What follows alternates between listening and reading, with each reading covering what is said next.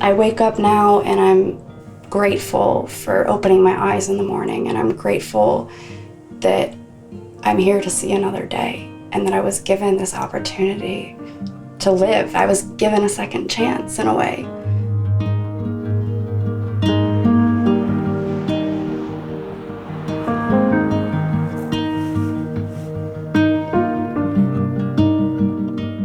I want people to know my story, and I want people to see who I am, and hopefully there's someone out there like me that's been through what I've been through and can see this and realize that the dark days, they don't last.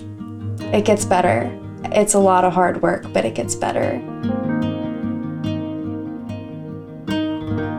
I was in a really bad car accident in 2017. I lost my leg. I was hospitalized at shock trauma for 2 weeks. I was very fortunate. I can still walk. I need an assistive device, but I'm still able to walk and do all sorts of things. So I'm fortunate. I'm very, very fortunate for having the life that I do.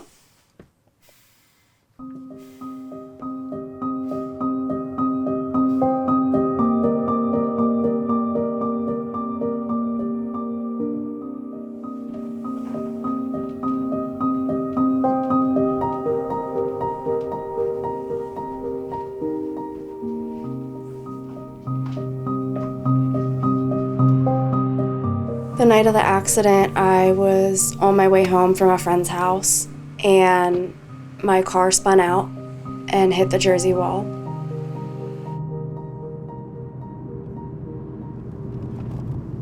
And was disabled in the fast lane of traffic.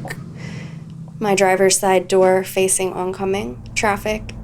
And I got out of my car. A lady had stopped to help me and said, "Hey, grab your phone, your belongings, and I'm gonna call the EMS." This is where it happened. As you can see, people drive very fast, and most of them probably aren't paying attention. So as you can kind of see, there's a little bit of a hill that comes up, and that's actually the driver that hit me. He basically, it was too late, he didn't see me. And that's pretty much the last thing I remember. I don't remember the moment of impact. I'm really, really grateful for that. I remember waking up and I saw the lady, the police officer. She was flashing her flashlight at my window.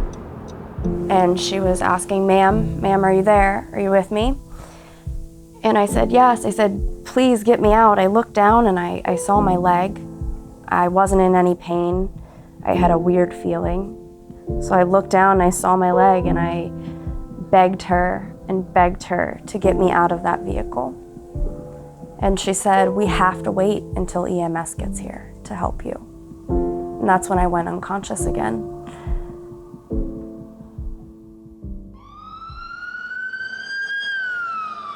I don't remember them pulling me out of the car or any of that. I'm kind of grateful, because I'm sure that was a very traumatic event that happened without me even really being aware of what situation I was in.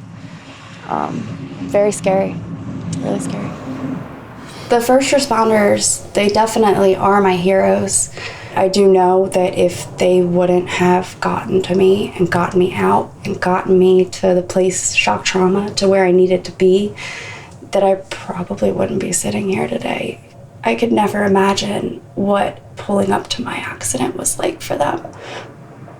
But I'm so grateful that they did, and I'm so grateful for them, and I don't think I could ever repay them for saving me.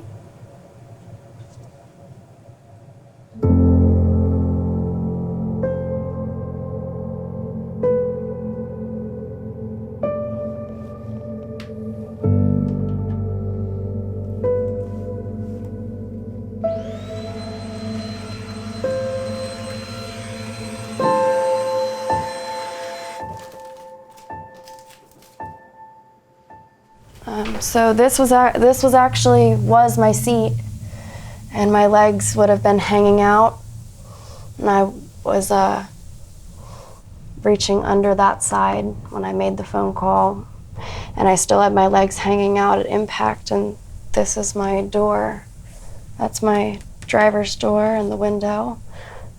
And as you can see, they had to take my door off to get me out on this side. And all of the glass from the windshield, initial impact busted it in, severely damaged. Fortunately and unfortunately, I was unconscious for the arrival and the extrication, and I don't really have any of that.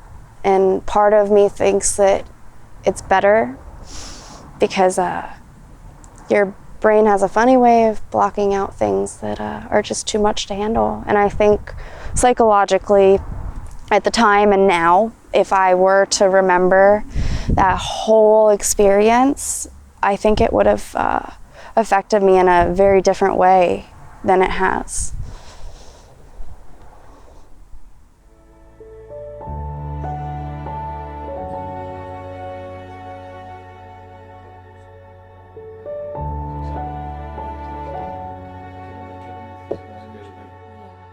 Just from the trauma surgery.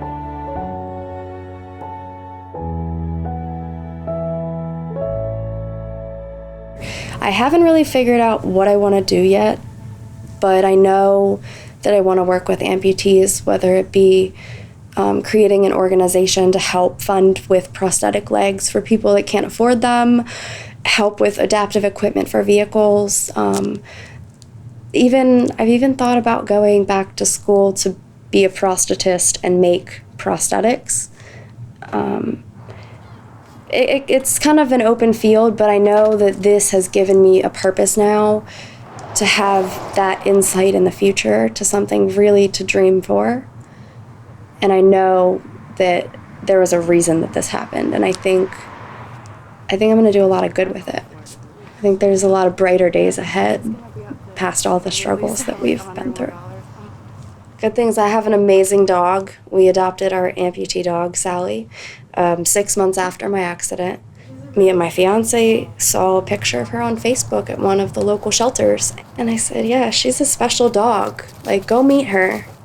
And she walked through the door, and she was huge. I didn't expect her to be 90 pounds. But she was just the happiest dog, and I immediately connected with her, and I think there's a part of her that knows that she has the likeness, that we're both missing a limb. I had such a special connection, and she holds such a dear place in my heart. She fits in, she's perfect for our family. I love her so much.